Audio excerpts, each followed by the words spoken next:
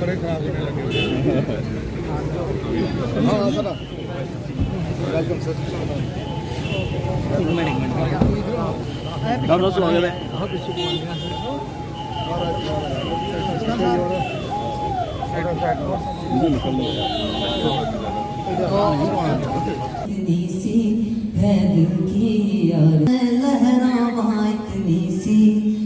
ऐसा प्रयास हम सब मिलकर करें और इस सुहानी सर्दी आंदोलन के साथ हम लोग जुड़ेंगे। तो ये बहुत बड़ा इनिशिएटिव है।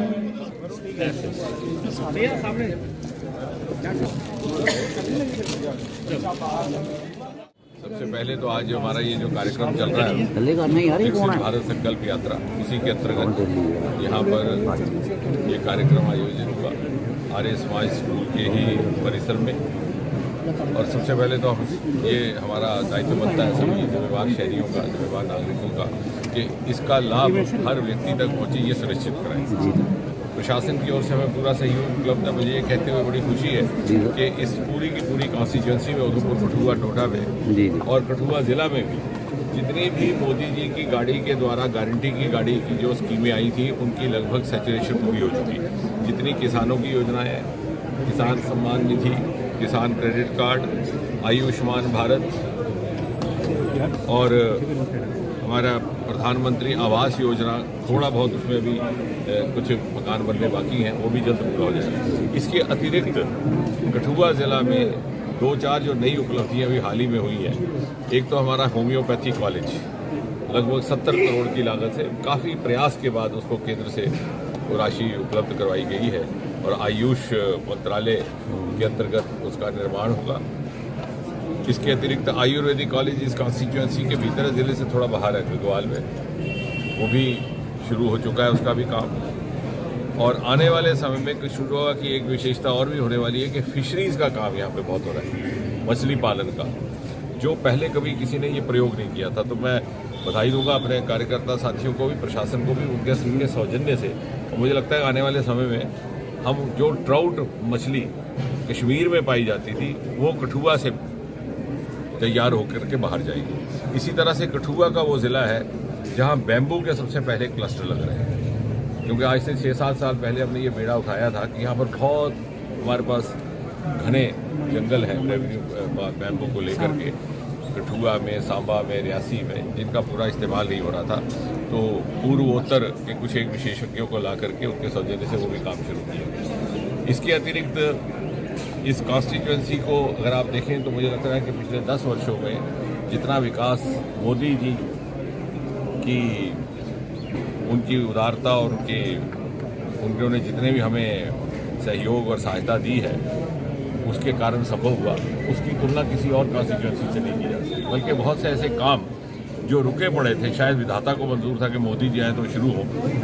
शाहपुर कंडी का प्रोजेक्ट जिसका उल्लेख मोदी जी ने स्वयं किया था जब 2019 में वो जम्मू पधारे थे, सन 70-75 से वो रुका पड़ा था। 45 वर्ष के बाद उसका काम शुरू हुआ, पहला फेज़ तैयार हो गया, 1-2 फेज़ और होंगे। जब वो तैयार पूरी तरह से चालू हो जाएगा तो मुझे नहीं लगता कि ये सारा का सारा इलाका कठुआ, सांबा का पानी और बिजली से मालामाल होगा। पंजाब को भी उसका लाभ होगा। आने वाली पीढ़ी के बच्चे भूल जाएंगे कंडी को कंडी क्यों कहते थे।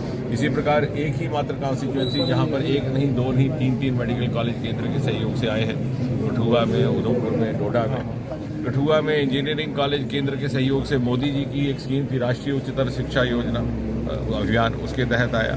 सीड प्रोसेसिंग प्लांट सबसे पहले आया जो 3 प्रदेशों को, वो भी केंद्र के सहयोग से। Industrial biotech park, department biotech technology, मुझे लगता है कि देश का 11वां या 12वां है। पुलों का यहाँ जाल बिछ गया। PMGSY में 60-70% जो राशि जम्मू कश्मीर के लिए आ रही है वो इस कॉन्स्टिट्यूंसी के लिए निर्धारित की जा रही है, क्योंकि यहाँ पर पहले सड़कों का तिरस्कार किया गया था और हमारा उधमपुर ज़िला पिछले 2-3 सालों से पहले 2-3 रैंक्स में आता है पूरे देश भर में। और इस तरह से मुझे लग रहा है कि आने वाले समय जो हमारा एक्सप्रेस कॉरिडोर है बहुत जल्दी वो तैयार हो जाएगा। अगले साल 5-6 घंटे में हम यहाँ से दिल्ली पहुँच जाएंगे।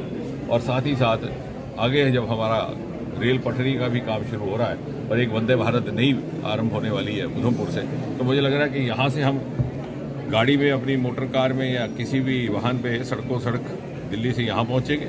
और अगर यहाँ फिर हमारे पास विकल्प रहेगा कि आगे हम गाड़ी में जाएं, सड़क के रास्ते जाएं या फिर वंदे भारत से जाएं, तो आने वाले समय में एक बहुत ही उज्जवल भविष्य और स्टार्टअप्स की मूवमेंट और मुद्रा मूवमेंट और इस गाड़ी जो गारंटी की गाड़ी के माध्यम से जो स्कीमें आई हैं, इसके लिए युवाओं के लिए इतने सारे अवसर हैं।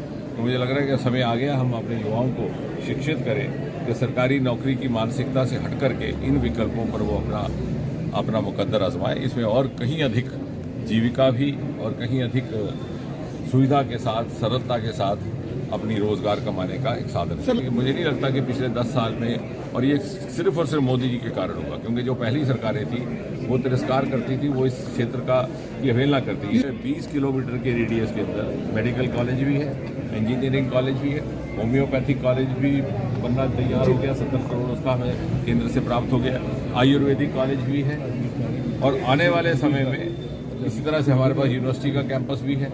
थोड़ा आगे चले जाए तो फिर दूसरी तरफ तो एम्स वगैरह भी आ जाता है। लेकिन अगर आप शहर के भीतर भी देखें तो मुझे नहीं लगता कि किसी तरह से रिक्रिएशन के तौर पर जो हमारी ड्रीमलैंड पार्क और जब जो बिरला पार्क बनी है, मुझे नहीं लगता कि जम्मू शहर में कोई इस प्रकार की बात है। तो क्योंकि हमारा ये मानना है कि कठुआ एक नोडल एक सेंटर बन सकता है सारे के सारे पंजाब, हिमाचल और जम्मू कश्मीर के लिए। तो मैं ज़ाती तौर पर, व्यक्तिगत तौर पर कठुआ को केवल कठुआ या जम्मू कश्मीर का हिस्सा ना समझ करके मैं ये विजुअलाइज करता हूँ कि आने वाले समय में पूरे क्षेत्र का, जिस प्रकार से जलंधर विकसित हुआ, लुधियाना विकसित हुआ, कुछ ही का कारण थे, कुछ एक हमारे साथ तिरस्कार होता रहा, भेदभाव होता रहा, कुछ एक 370 के चलते बहुत से ऐसी योजनाएं थी जिनका लाभ नहीं पहुँचता। लेकिन अब चूंकि राह हमवार हो गई है, मुझे लगता है बहुत जल्द कठुआ एक बहुत ही वाइब्रेंट उत्तर भारत का क्षेत्र बनने वाला। जहाँ तक 370 का संबंध है, मैं तो ये कहूँगा कि एक बहुत बड़ा उपकार किया है मोदी जी ने, ये संविधान की एक विडंबना, miscarriage of constitution, miscarriage of democracy,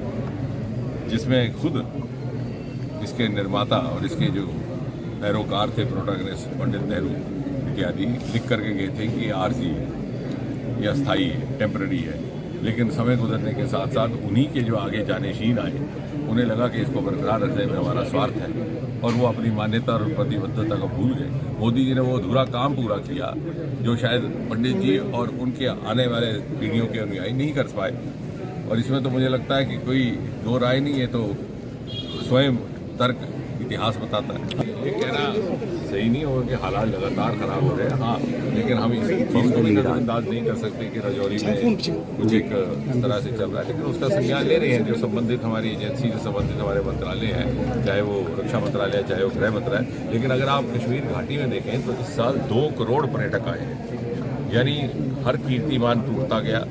और यहाँ तक कि पहली बार होम टूरिज्म कश्मीर घाटी में देखने को मिला, जहाँ पर कि उस तरह का कल्चर नहीं था। लोग आमतौर से लोगों के घरों में नहीं आके अतिथि ठहरते जो बाहर से आते हैं, लेकिन वहाँ इतनी किल्लत हो गई होटलों की, तो लोगों ने अपने घर के दरवाजे खोल। और उसी से पता चलता है कि कोई भी जब देश विदेश से आते हैं पर्यटक, परिवार लेकर के, बच्चे लेकर के, वो मेरे कहने पर, आपके कहने पर या सरकार के कहने पर नहीं आएंगे। वो अपने सूत्रों से पता करेंगे कि भाई मैं अपने बच्चों को लेकर के जा रहा हूँ भ्रमण करने, छुट्टियां मनाने, क्या वहाँ पर सुरक्षा है कि नहीं है। तो अपनी तसल्ली करके, मुझे लगता है हमारे लिए सबसे बड़ा प्रमाण पत्र वही है। सरस्वती जी का 200वां वर्ष चल रहा है, तो एक चांदी का सिक्का जिसमें वर्ष का